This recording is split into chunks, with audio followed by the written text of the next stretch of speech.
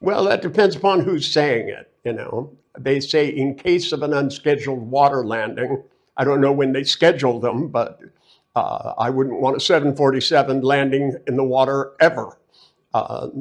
But, you know, they have to tell you that, you know, they can't wait until the plane is dropping out of the sky to tell you what to do. So they pre-warn you. And you know, to me, that's not a prediction. It's preparation. It's required by the government. And, you know, I'm not sure that it would help, but I'm glad they tell me ahead of time rather than going, there's a list of things I should have told you.